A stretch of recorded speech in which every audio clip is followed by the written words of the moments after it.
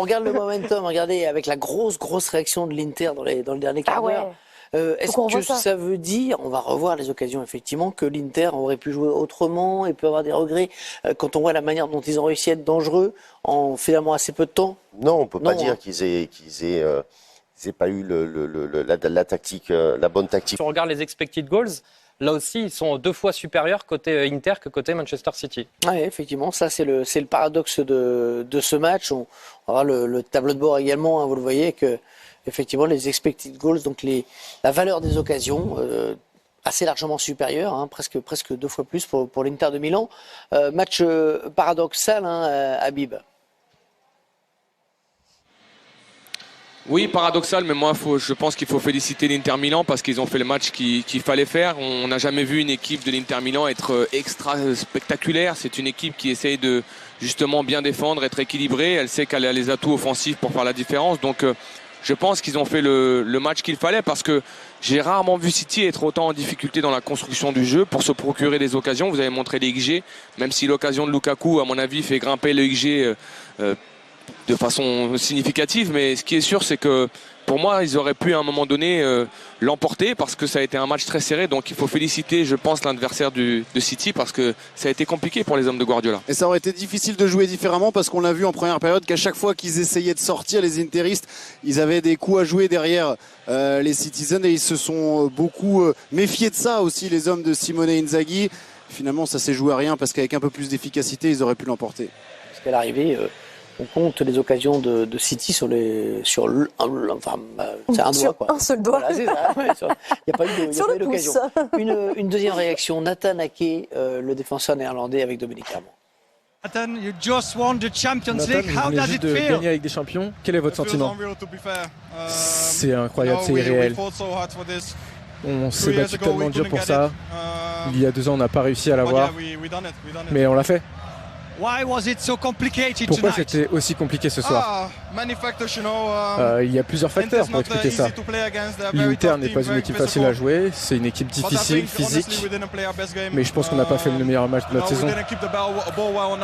On n'a pas assez gardé le ballon. On s'est créé quelques occasions mais pas assez. En deuxième période, ils ont créé beaucoup d'occasions pour être honnête. Nos défenseurs ont été magnifiques et finalement on a gagné. Vous avez gagné la Première Ligue, la Champions League. Est-ce que c'est la saison parfaite? Oui, à 100%, on peut le dire. C'était déjà une saison parfaite avec la Première Ligue et la FA Cup, mais c'est le trophée que tout le monde voulait. Le club, les supporters, tout le monde. Et on l'a fait. Qu'est-ce que vous allez faire maintenant? On va profiter avec notre famille, avec tout le monde. Ouais, on va profiter, c'est sûr. Nathan Ake avec la traduction de Sébastien Martins, il est lucide, hein. Il dit on n'a pas été très bons, ils ont eu des meilleures occasions, enfin il a bien vu le match. Hein. Ils ont été réalistes. Ouais. C'est eux qui ont été réalistes. Pas beaucoup d'actions, d'occasions, on l'a dit.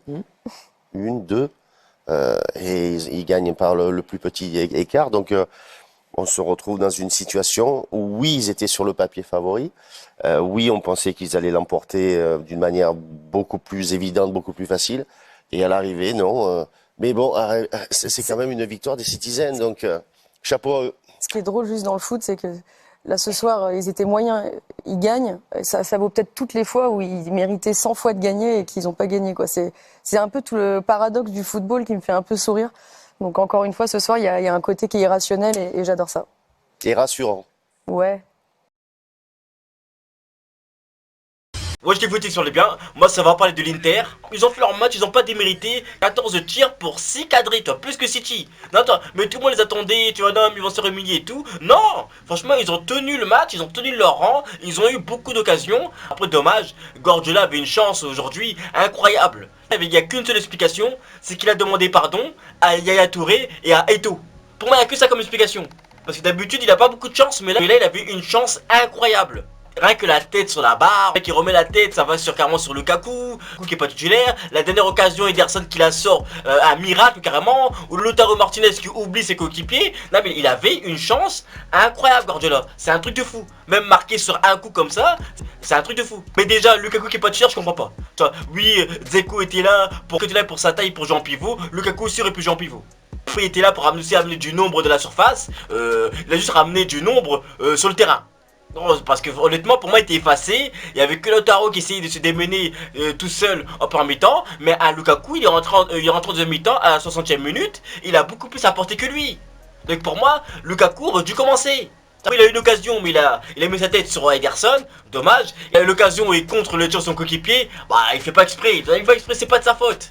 Après, il y a Lautaro qui a comment eu un cadeau donné par la défense de City. Et lui, il n'arrive même pas à donner le ballon. Il va faire une passe en retrait. Il n'arrive même pas à faire ça. Le mec a une passe en retrait. L'angle est fermé et tout. Même Ederson s'attendait à une passe en retrait. Tout le monde s'attendait à une passe en retrait. Le mec est là, il tire sur Ederson. L'angle était fermé.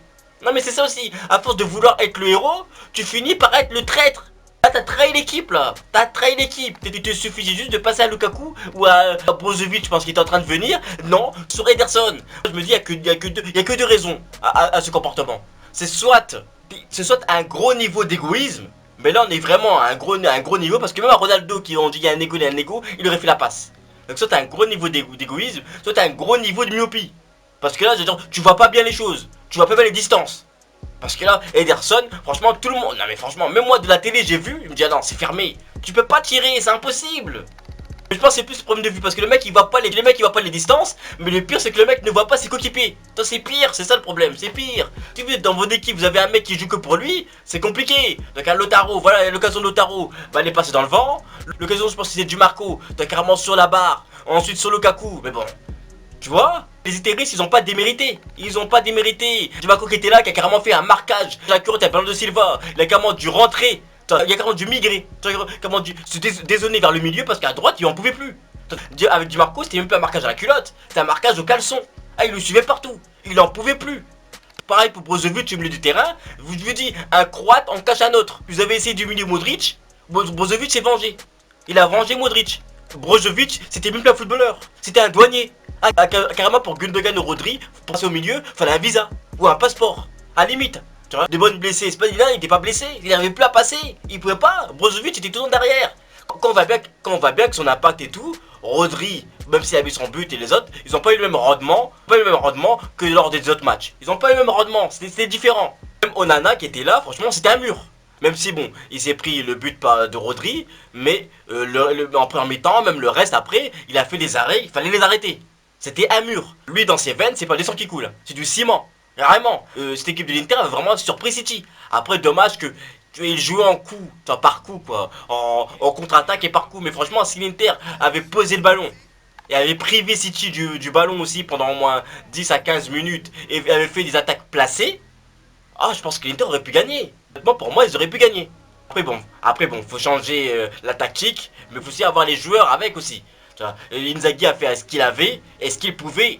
Mais franchement, l'Inter, on s'attendait tous à une humiliation. Mais non, ils ont tenu leur rang, ils ont fait leur match. Et ils auraient pu, avec un peu plus de chance de réalisme, gagner. Donc les gars, dites-moi dans les commentaires ce que vous pensez de l'Inter, du match de l'Inter, ce qu'ils auraient pu faire ou pas, tout ça dans les commentaires. Et de l'égoïsme de Lautaro Martinez aussi. Donc dites-moi tout ça dans les commentaires. Et on se capte plus tard.